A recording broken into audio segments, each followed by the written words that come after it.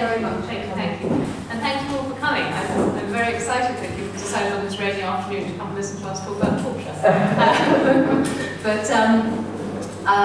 So my thought was to talk very briefly about two case studies of clients that we have in Guantanamo Bay, and then move on to the sort of main stuff about torture, and tie that into Orwell in terms of one of the things that really profoundly offends me about torture, over and above the sort of natural repulsion, which is the way in which language was sort of captured and used very much by the Bush administration in terms of extraordinary rendition and phrases like that, which I think was sort of taken hostage.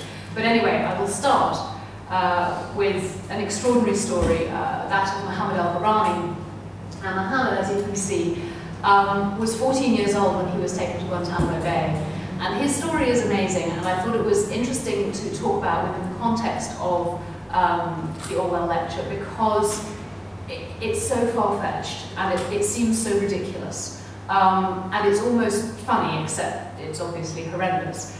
So Mohammed came from Saudi Arabia, and he left Saudi when he was 14 to go to Pakistan, because he was initially, his family are from Chad, and apparently it's not very easy being somebody from Chad in Saudi Arabia. And he was selling prayer mats at the side of the road, and somebody said that if he went to Pakistan, he could get into computer literacy, and he would then be able to earn much more money for his family. And so he went to the Chadian embassy in Saudi, and he got his passport changed so that it no longer said that he was 14, but it said that he was 18. And he went to Pakistan. And he was praying in a mosque, not anywhere near the battlefield in Afghanistan, when the mosque was stormed and he was captured in Islamabad.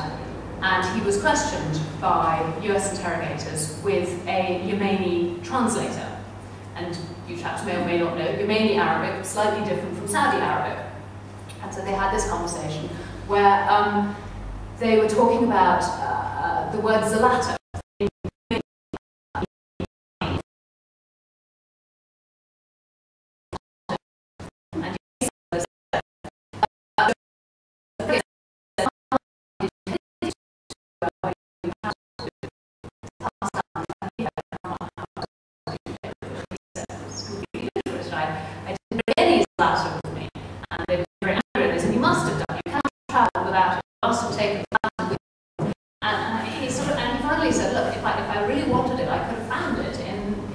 Islamabad, at which point they all became very excited.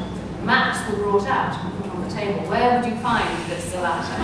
And he starts sort of drawing out some places, and they're mainly near marketplaces, unsurprisingly. And they think that he is an Al-Qaeda financier, because they think that he knows where to find money in Pakistan. And this was the basis on which, at 14 years old, he was taken to Guantanamo Bay. And he remained there, and as I say, it would be funny were it not for the fact that 7 years of this man's life was spent in Guantanamo Bay, and last year we got him out.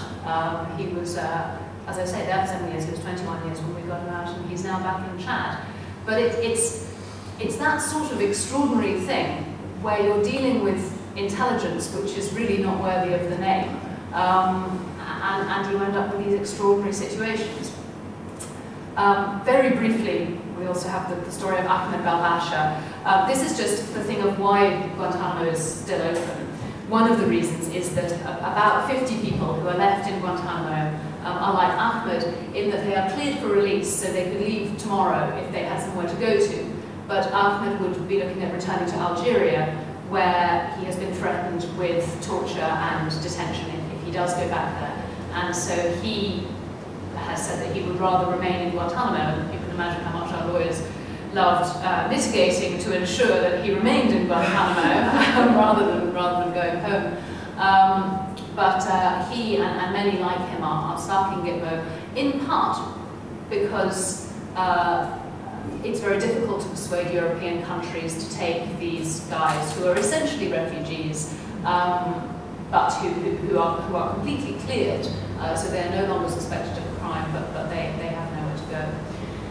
And again, I sort of mention that because again, I think it's one of those things which doesn't quite feel as though it meshes properly, and it feels like more of the sort of ludicrousness that is Guantanamo. And then we get to Bin Laden and the torture.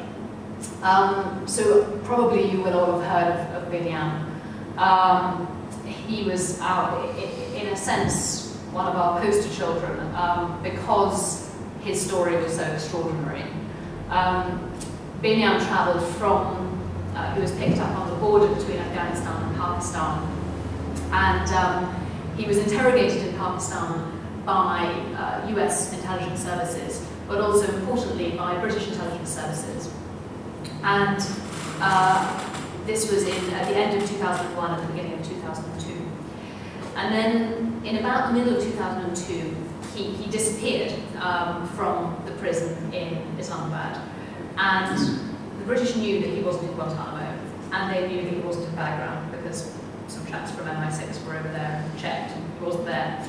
And so we asked the US interrogators, where is this guy? Because he was a British resident, and we wanted to know. And the answer that we were given was that we wouldn't be told, and that the US weren't going to tell the British intelligence services. And you would have hoped that at that point, the British intelligence services would sort of leap up and down and say, well, that's an absolute outrage, we insist on knowing where our president is. Instead of which, very unfortunately, they sent a number of questions to the US and sort of said, well, wherever he is, perhaps you could ask him this, which is problematic because at the time, Bin Laden was in fact being kept in Morocco, where he was being tortured in truly terrible ways, including the thing that you will probably all have heard in the papers, which is that a razor blade was regularly taken to his genitals, which I think is the sort of prime torture thing that anybody can imagine. So just, and the litigation that we've been bringing in the UK, about which you might have read, has related to how much the British intelligence services did know about Bin Laden's treatment, and the extent to which they, nobody is saying that they were there or that they did any torturing, but there is a definite, we would say, it is definitely the case that they did know that he was, and in fact the Court of Appeal found that they knew, that the British intelligence services knew, at the very least, that he was being subjected to cruel, unusual, degrading treatment.